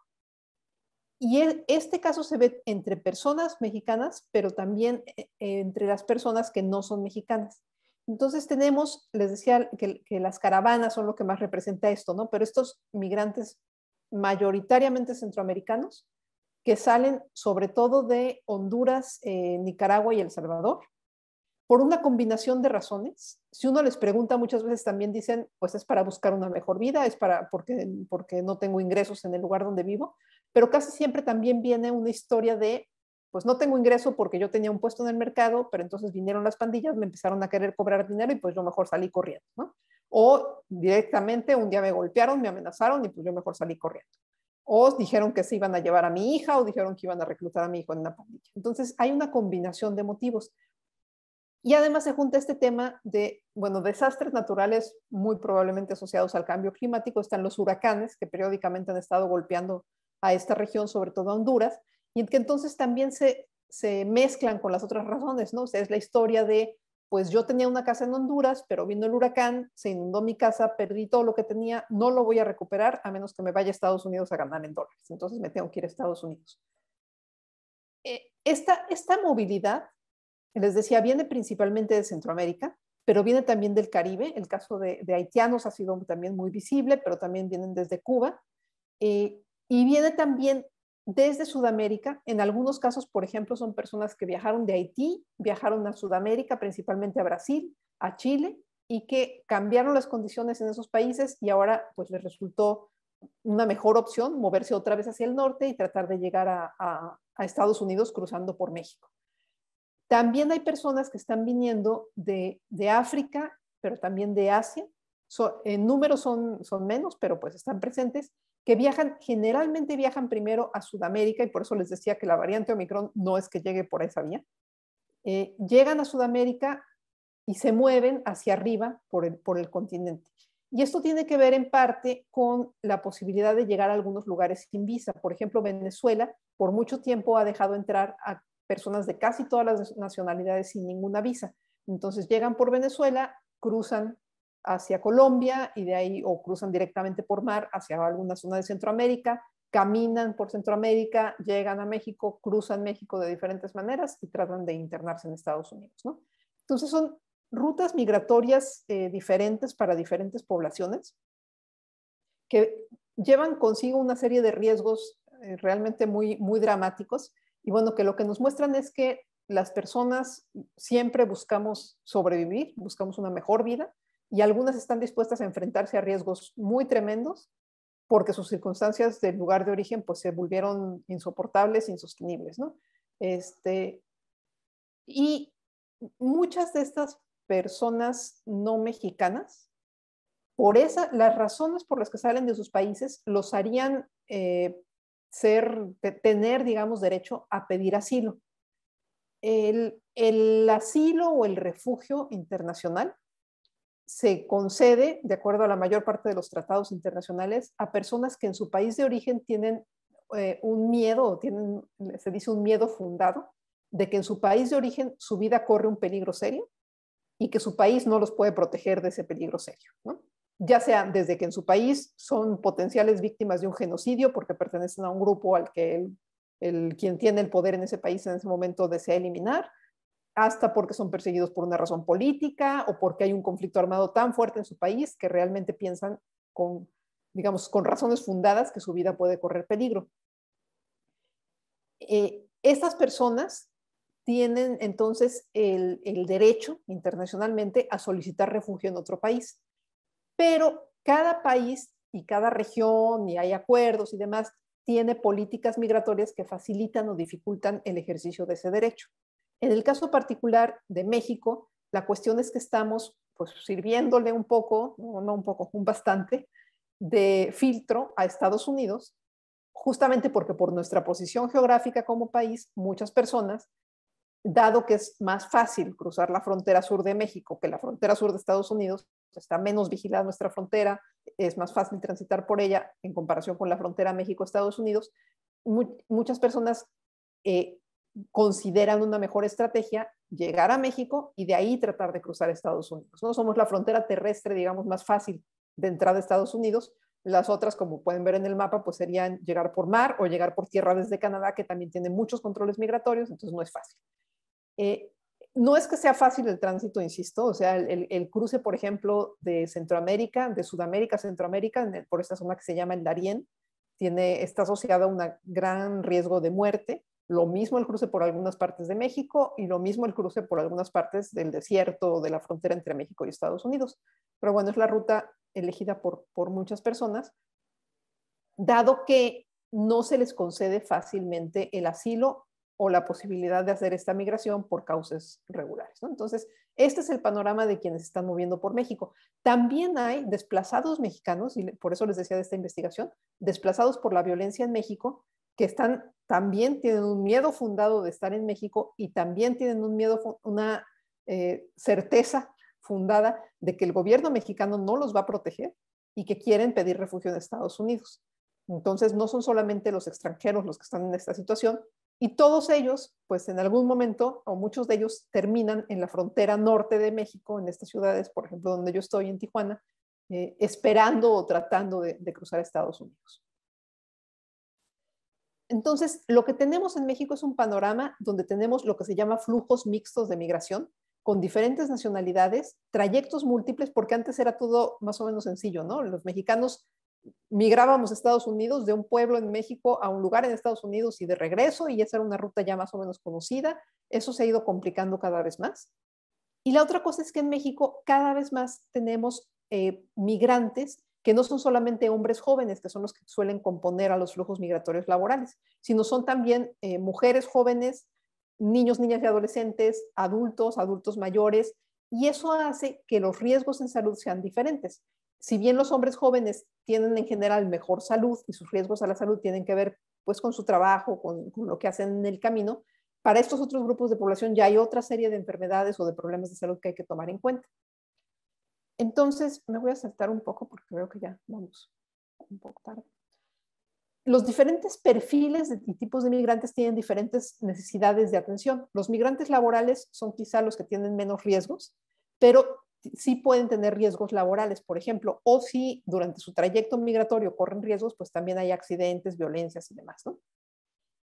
Pero los desplazados o solicitantes de asilo, las personas que están saliendo de su lugar de origen por cuestiones más difíciles quizá, como la violencia, los desastres y demás, tienen además los problemas de salud mental asociados a eventos traumáticos que pueden haber vivido y el hecho de viajar con menores de edad, en familia, en grupos familiares, y eso trae consigo pues necesidades en atención a cuestiones de salud de niños, niñas y adolescentes, a cuestiones de salud reproductiva, incluso cuando hay adultos mayores, a cuestiones de enfermedades crónicas que se vuelven importantes.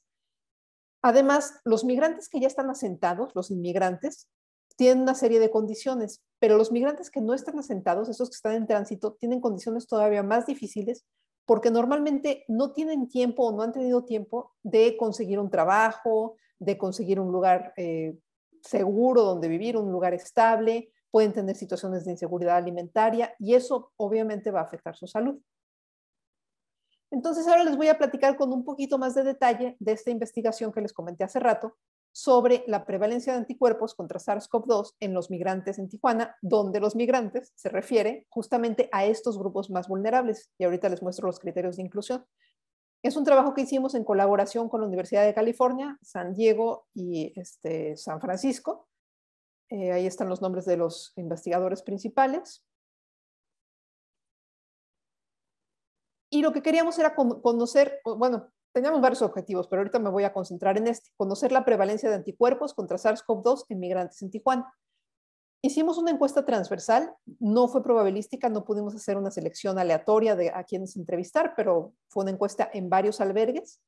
entre noviembre y diciembre de 2020 y luego la concluimos entre febrero y abril de 2021, porque en diciembre de 2020 se volvieron a prohibir las encuestas por la segunda, o ya no sé si ya íbamos en la tercera ola de COVID de fin del año pasado, y entonces no pudimos seguir haciendo trabajo de campo y tuvimos que retomar hasta febrero o abril que se abrió otra vez la posibilidad.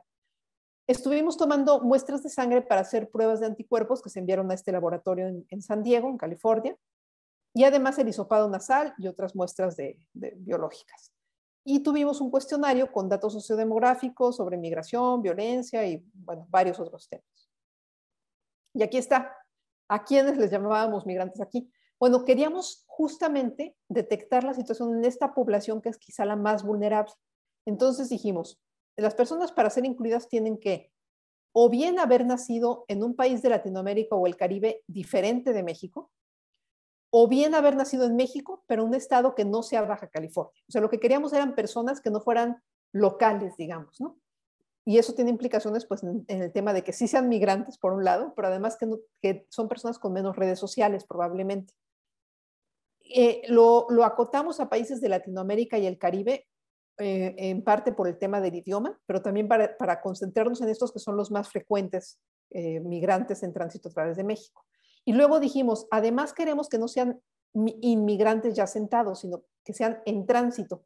Y aunque el tránsito puede tener muchas definiciones, dijimos, bueno, vamos a decir que tengan menos o máximo 5 años en Tijuana, los que no sean mexicanos, y máximo 1 año en Tijuana, los que sean mexicanos.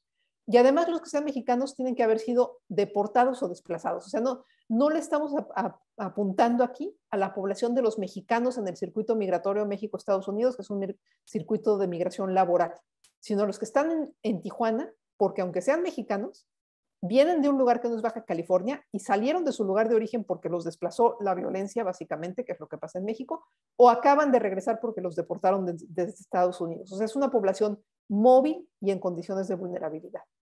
Trabajamos solamente con adultos, pues por cuestiones de que se dificultaban los procesos y los permisos éticos para trabajar con menores, y aplicamos el cuestionario en español, francés o inglés, entonces tenían que poder responder en uno de esos 3 idiomas. Eso dejó fuera en realidad a parte de la población haitiana que no habla francés, ni español, ni inglés, sino que hablan creol, que es pues una derivación del francés que se habla en Haití.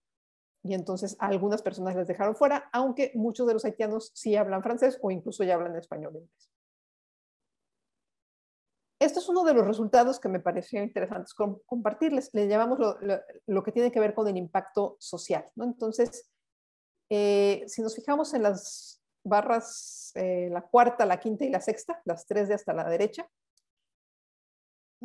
les hicimos una serie de preguntas para medir este impacto social sobre cómo había cambiado su vida desde el comienzo de la pandemia, y les preguntábamos si habían perdido el trabajo, si había disminuido su ingreso, si habían quedado sin ingreso, si habían tenido problemas para conseguir suficiente comida, si habían tenido problemas para conseguir un lugar donde vivir o se habían quedado sin casa, ese tipo de cosas.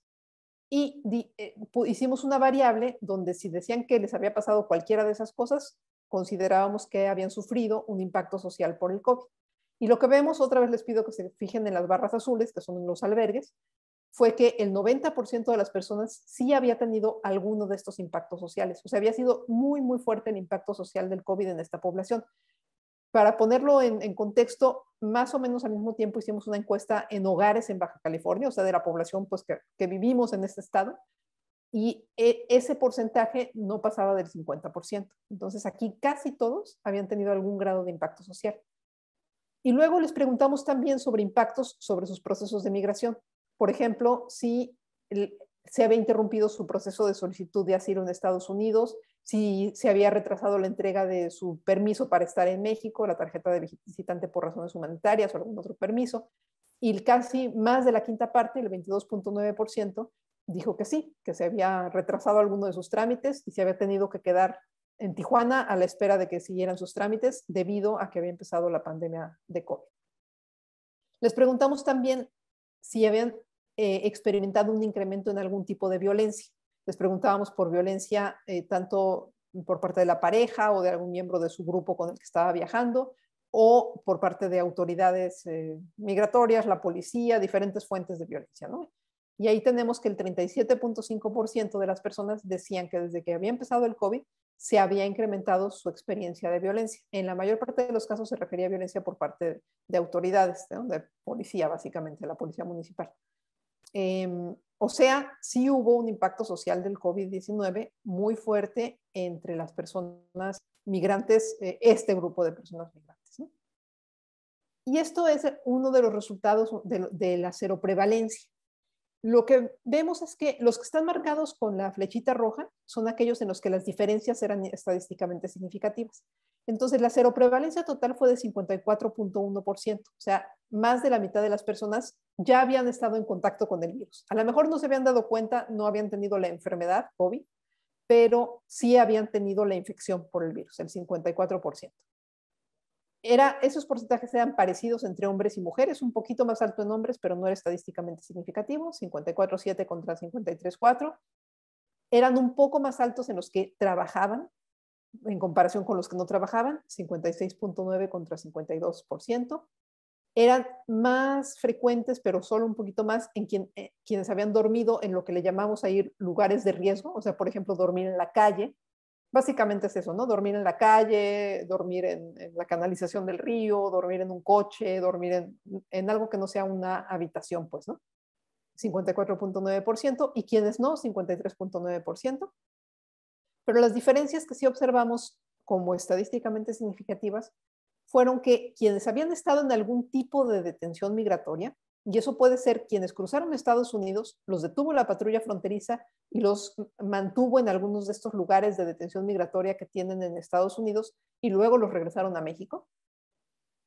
O bien puede ser personas que fueron detenidas por el Instituto Nacional de Migración en México y los mantuvo en estos lugares que se llaman las estaciones migratorias, que también son sitios de detención de migrantes. Quienes habían estado en alguno de estos sitios, de ellos el 57.9% tenía anticuerpos contra SARS-CoV-2. En cambio, a quienes no los habían encerrado en ningún momento de su trayecto en uno de estos sitios, solamente el 49% tenía anticuerpos. O sea, el haber estado en un sitio de detención migratoria se muestra como un factor de riesgo para haber tenido SARS-CoV-2. Y esto tiene todo el sentido del mundo, porque cuando introducen a las personas en estos lugares, pues las ponen en unas condiciones de hacinamiento que son ideales para la transmisión de un virus respiratorio. Y además, aunque se supone que hay filtros y se supone que hay pruebas antes de meter a las personas en estos lugares, la verdad es que no se usan en el 100% de las ocasiones, y sí hubo brotes en estos sitios de detención, tanto en México como en Estados Unidos, que luego se reflejaban en esta población que estaba en los albergues. La otra diferencia era de acuerdo al tiempo en Tijuana. Quienes habían estado en Tijuana ahí está la comparación entre, digamos, lo más extremo, pero también se podría haber hecho en otros periodos de tiempo. Quienes habían estado en Tijuana por un año más, el 65.7% ya había tenido en algún momento la infección, y quienes solo llevaban un mes o menos, solamente el 45.6% había tenido la infección. O sea, llegar a Tijuana o estar mucho tiempo en Tijuana se muestra también como otro factor de riesgo para la infección en estas personas. ¿Y eso qué pensamos que significa? Bueno, que quizá las personas en ese momento, porque estábamos hablando de hace un año ya, venían de lugares donde quizá no estaba circulando tanto el virus, y en cambio al migrar y al estar en Tijuana sobre todo, habían estado expuestos a un sitio en el que había mayor circulación del virus.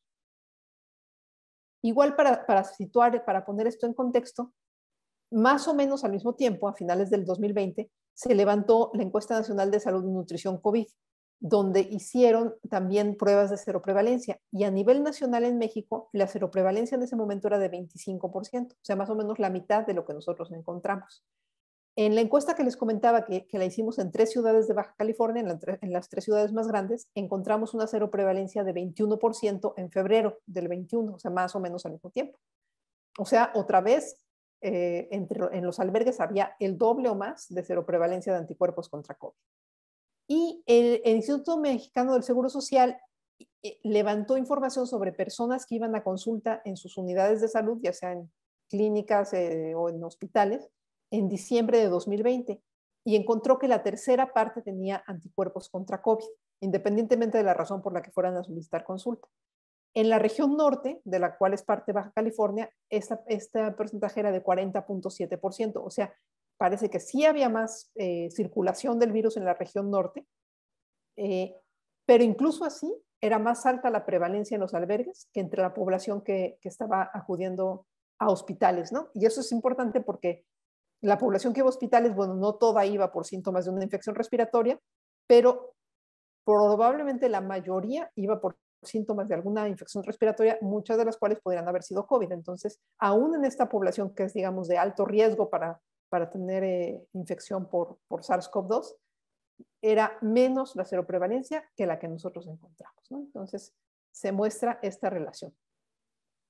Esto es un análisis parecido que hicimos con otros datos, pero lo voy a dejar hasta ahí para mejor darle paso a algunas preguntas o algunos comentarios que ustedes tengan. Muchas gracias. Bien, jóvenes, ¿alguna pregunta de esta interesantísima charla? La verdad es que muy interesante el enfoque que ha dado el grupo de investigación de la doctora Bojorquez. No sé, jóvenes, si tienen alguna pregunta.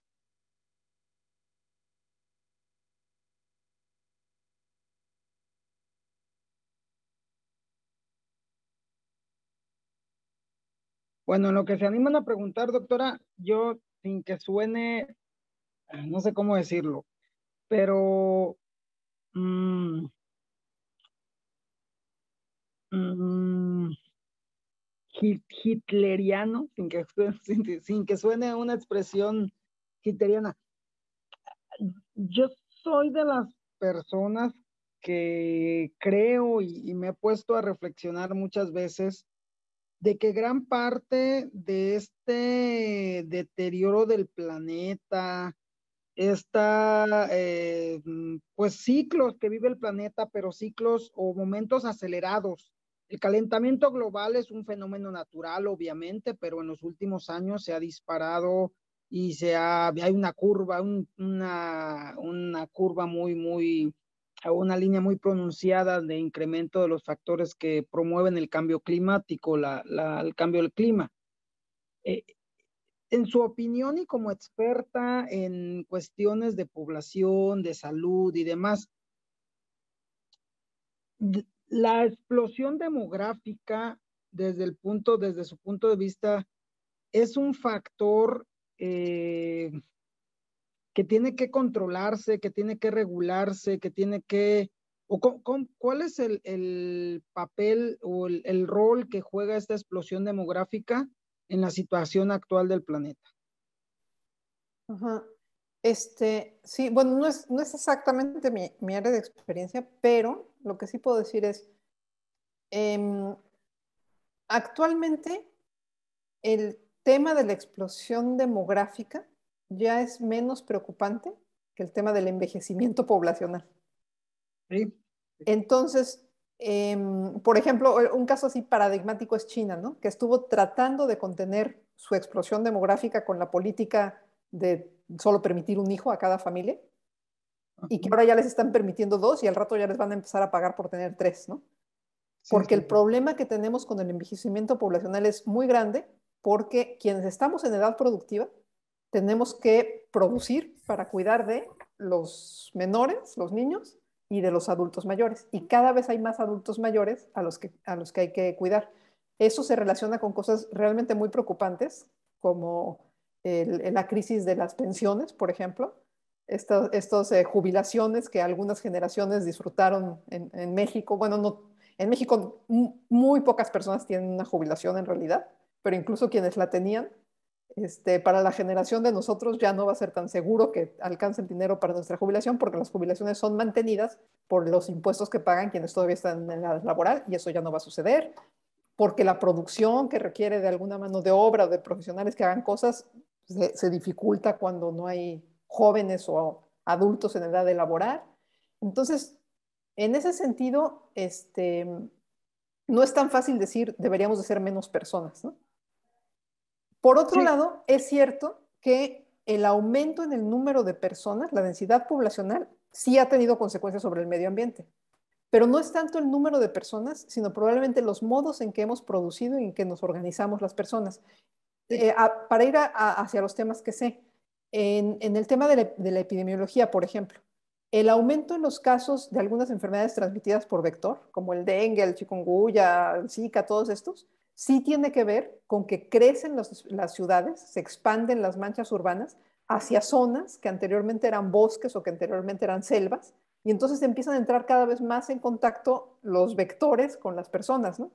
Probablemente el mismo SARS-CoV tiene que ver con eso, ¿no? Con una alteración en los espacios naturales un contacto mayor entre especies silvestres y seres humanos. Entonces, eso sí es un factor que tiene que ver con la salud y que tiene que ver con la expansión de las poblaciones.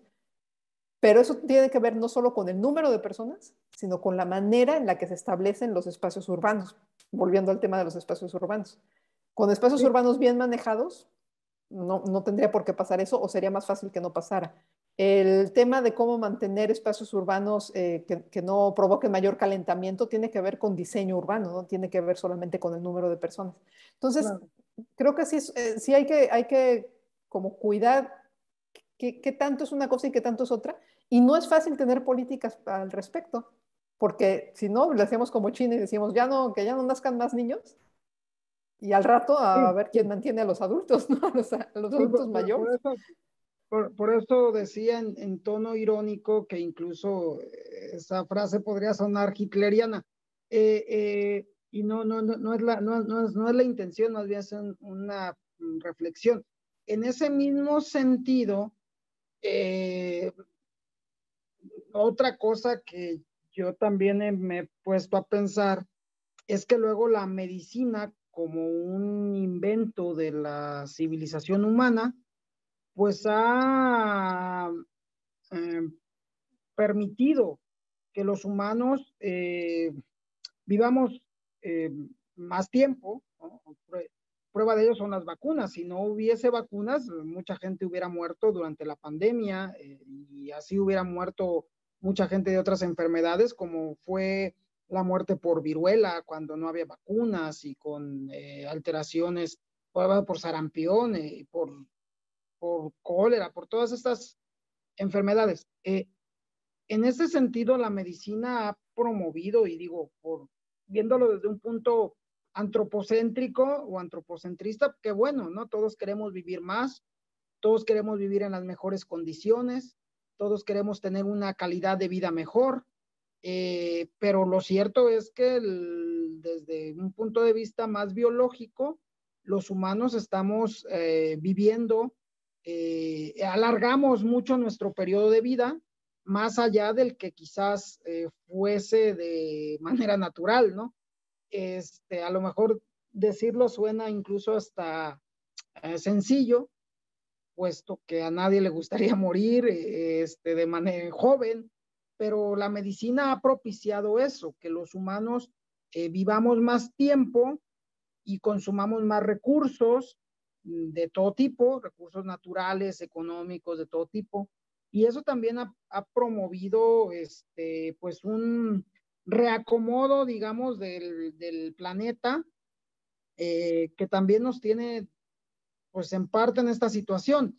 El problema no es la explotación de los recursos, el problema es la sobreexplotación o mala explotación de los recursos. En ese sentido, cuál es su opinión usted que, pues, de formación es médico, en este sentido, en esta idea que acabo de mencionar? Bueno, yo pienso que,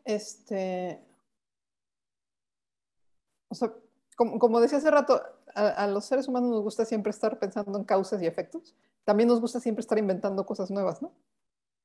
Entonces, no podemos dejar de inventar. O sea, eso es lo que somos, Sí, ¿no? sí, sí. Y qué bueno, Finalmente. digo, no estuviéramos aquí los científicos, Exacto. ¿no? Sí, si no, ya salgan de esta licenciatura y vámonos Sí, todos. sí, sí, sí. Sí. Vámonos a la época, a vivir 30 años, ¿no? Vamos a vivir 30 años, exacto. Pues no, o sea, pero sí creo que sí es obvio a estas alturas y es urgente encontrar mejores maneras de hacerlo, ¿no? Entonces, en el tema de la salud, efectivamente, hay procedimientos, medicamentos, tecnologías y demás que han conseguido prolongar la vida y no necesariamente una buena vida en muchos casos. Entonces ahí entraríamos ya en discusiones éticas de qué es una buena vida, cuándo vale la pena prolongar la vida y cuándo no, que son discusiones éticas y que son cuestiones que hay que discutir a un nivel social, pero también dependen de un nivel individual, ¿no?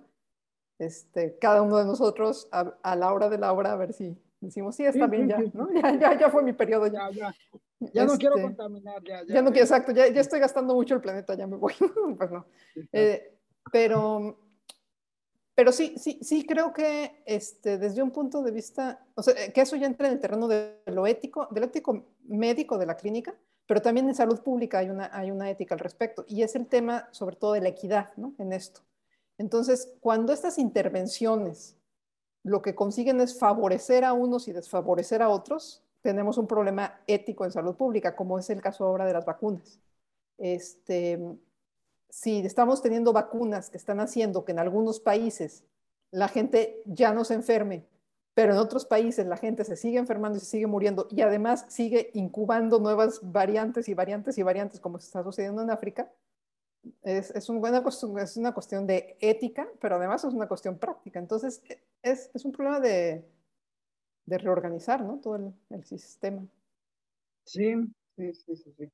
Bueno, yo tendría más preguntas o más reflexiones, pero la verdad es que me gustaría más que los jóvenes dieran algún punto de vista, alguna opinión al respecto. Adriana, Romina, Valeria, ¿los escuchamos?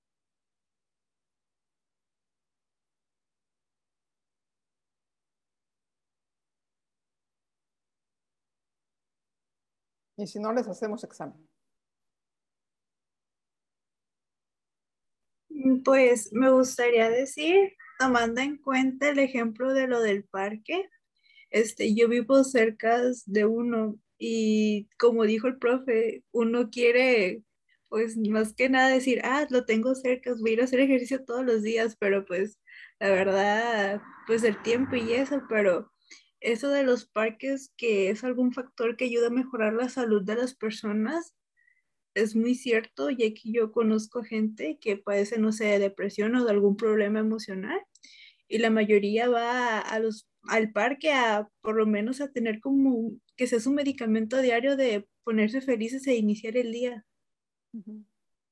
Sí, sí, esa parte no la presenté, pero otra de las cosas que evaluamos fue la relación justamente con síntomas de depresión. Y ahí sí hay una relación, o sea, ahí sí tener cerca un parque se asocia con menos síntomas de depresión y de ansiedad. Efectivamente, el efecto en salud mental sí es muy importante.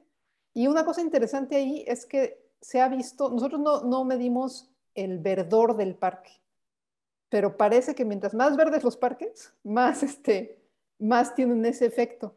Y eso, bueno, creo que a ustedes no les afecta mucho porque ustedes viven en un estado todo verde y Verde, floreciente, verde. pero uno que vive acá en el desierto, sí se nota la diferencia entre, hay parques que son color café y para que un parque sea verde necesitas gastar mucha agua. Y eso otra vez nos lleva a cómo haces ciudades que tengan estos beneficios, pero al mismo tiempo sin acabar dañando el medio ambiente por estar tratando de llevar agua donde no hay agua, ¿no? Eh, y sí, hay otros beneficios de los parques, ¿no? También hay estudios que muestran que mejoran la cohesión social, por ejemplo, porque son lugares donde la gente se encuentra, platica, conoce, tiene confianza en sus vecinos y demás, ¿no? Entonces, tienen muchos beneficios este tipo de espacios, realmente.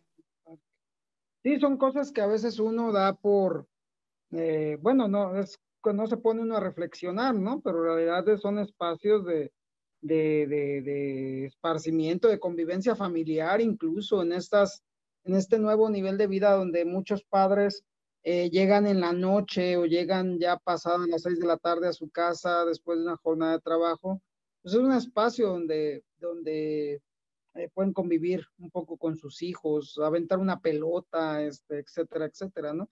Y son cosas, pues, que tienen que ver, por supuesto, con la salud. Parecería que tienen que ver con aspectos sociales, socioambientales o socioemocionales, pero eso, sin lugar a dudas, tiene que ver con salud física y salud mental. El otro día estaba platicando con una doctora que decía que ella, claro, a ver, no todos tenemos esa posibilidad, pero ella tenía como regla al menos una vez a la semana estar en un bosque. Entonces ella tomaba su carro, se iba con sus hijas al bosque una vez por semana. Y eso ella estaba convencida que era un momento de resetear su cerebro y de nutrir, de cargar pila, pues, ¿no? Decían, no es ir a no es irnos de vacaciones, es ir a un bosque a recibir toda esa eh, energía, si lo queremos ver así, ¿no? Eh, pero son cosas que por supuesto tienen que ver con la salud y tienen que ver con lo que hablábamos la vez pasada, ¿no? De los servicios ecosistémicos, de y cada ciudad es diferente. La doctora vive en Tijuana, los que conocemos Tijuana, pues es una ciudad de contrastes, una ciudad de muchos contrastes, de muchas, muy polarizada, mucha gente pobre, muy pocos ricos, muy ricos. Y entonces yo no quiero vivir, no quiero pensar pues cómo se vive la pandemia, donde te dicen quédate en casa o te decían quédate en casa y gente que pues si se queda en casa simplemente no tiene que comer. Entonces, y eso seguramente en Tijuana fue pues incluso un tema incluso para estas personas, pues de risa, ¿no? O sea, ¿cómo pides que me quede en casa si no trabajo, no como, si no, ¿no? Entonces, pues obviamente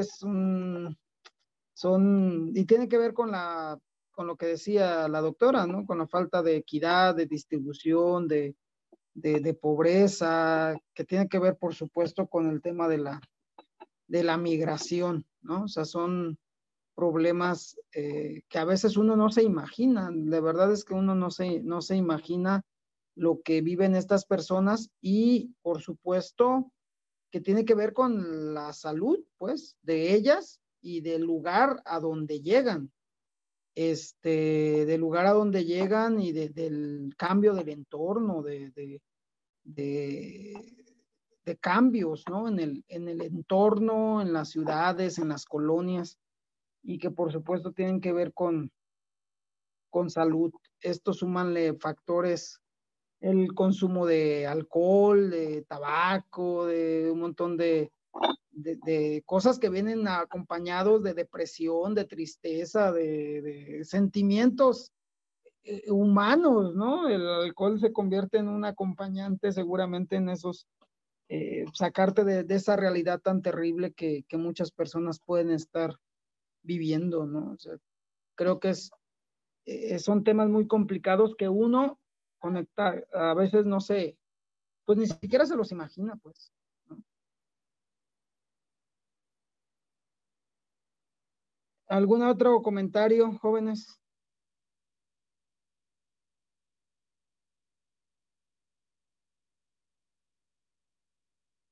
¿No?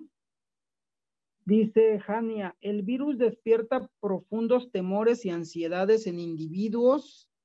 A ver, maestra Herminia, estoy de mi tablet y parece que no puedo leer. O no sé, doctora, si puede leer. Dice, el virus,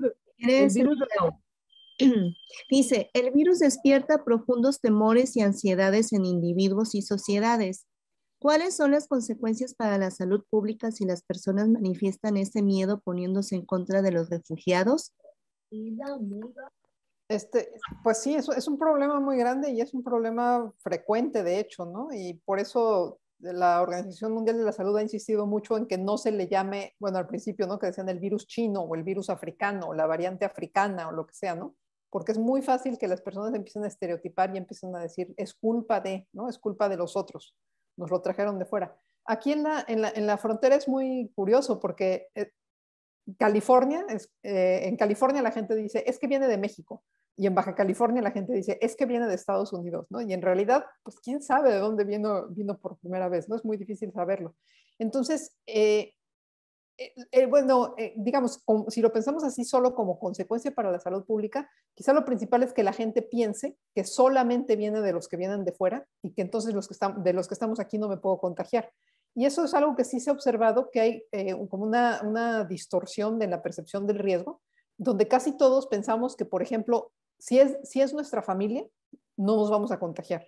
Entonces, si yo voy a una reunión, pero solo estamos gente de mi familia, ahí no me voy a contagiar. En cambio, si voy a una reunión y hay gente que no sea de mi familia, ahí sí me voy a contagiar. No importa si mi familia también salió a la calle, también ya están yendo los niños a la escuela, también, o sea, como que hay una sensación de seguridad por estar en el grupo, que es una seguridad falsa y que puede hacer que las personas tengan conductas de riesgo que no deberían tener, ¿no?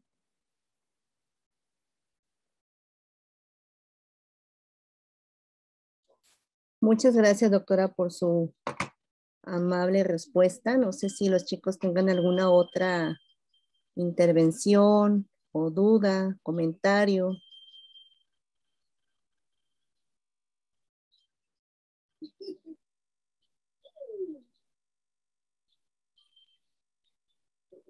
¿Nadie más, chicos? Pues parece que no, doctora. De verdad es que ha sido una charla muy, muy interesante. Yo insisto que este tipo de visiones enriquecen mucho el tema o la visión relacionada con la salud, ¿no? Porque sin lugar a dudas, son temas que a veces no nos ponemos a pensar. Simplemente los aspectos sociales en muchos de los profesionales del área de la salud a veces no son tomados en cuenta.